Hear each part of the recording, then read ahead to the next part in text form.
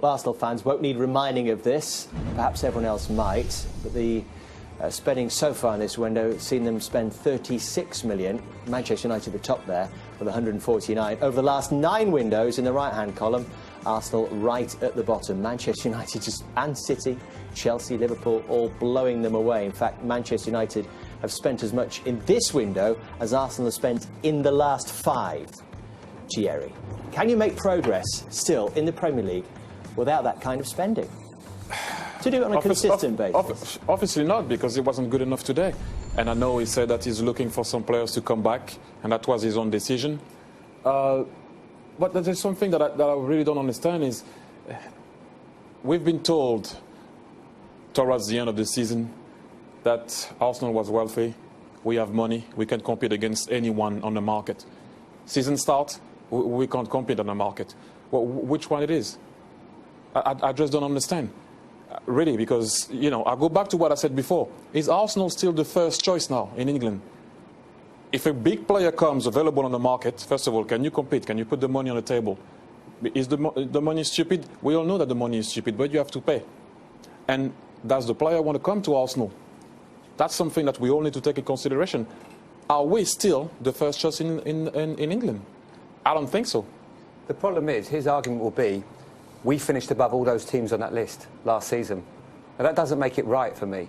Now, you have to find a happy medium, because I think that what Manchester United have done is they've wasted a lot of money. They really have. But when Arsenal, in his programme notes, Arsene Wenger mentions the fact that defensively they've been really sound the last few years. It's just at the top end of the field they need to find a way to get the goals.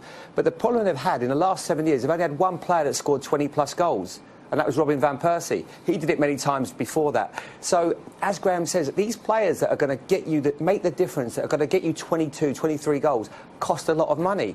There has to come a point when you have to play up and look big. You know, and that's unfortunately what Arsenal aren't doing at the moment. Surely he wants to do, but surely he wants to improve his squad, Graham. But when you compare them with Manchester United, they had Zlatan, they had Mkhitaryan, they had Eric Bailly, he was man of the match today, in the building before the end of July. To improve Arsenal, you're looking at players who are proven, tried and tested in the Champions League. So there are other big football clubs throughout Europe who don't really need the money. You've got to tempt them. You've got to, you know, throw a bit of bait down and see what they'll go for. And you'd have to say Arsenal are not prepared to do that. Well, he said himself that he's trying to bring 1 or 2 more players. So let's wait and see, and maybe we're going to jump a bit higher on that list. But well, can I ask you, what do you think they need? From the game today, or in general? Well, just in general. In general, I still think they need a centre-back. And I think they need a striker. If they cannot get that striker, play Alexi underneath. We're still talking about that world-class striker, aren't we, Thierry? It doesn't have to be a world-class striker, but someone can bring something different. Listen, I think Chelsea won the league with Anelka scoring 17 goals, top goal scorer. You don't always win the league with a guy that's finished top goal scorer. That doesn't always happen. I finished top goal scorer of Arsenal and we didn't win the league. So, you know, but something different. Like I said before, and I think that Alexi can be that guy. As you saw today, obviously I don't think he's fit, but he suffered playing alone up front. If he plays underneath Giroud that can hold the ball and he can run in beyond, Jamie, yeah. And Lacazette, what could he bring if they sign him? He will score goals. He will score goals. But the thing is, it seems like, I don't know exactly what was happening, but it seems like they couldn't bring him. Maybe he's one of the guys that he actually wants to bring. But it's just, can you pay? Graham, I agree. Can you put the money on the table? If you want that type of player, you need to put the money on the table. Come back to you. Look at the stadium, one of the best in the world as a football stadium. And that was the whole idea of building this stadium so you could join the big guys. You'd be part of the big guys, your revenues go through the roof. Apart from the money that Sky have put into football.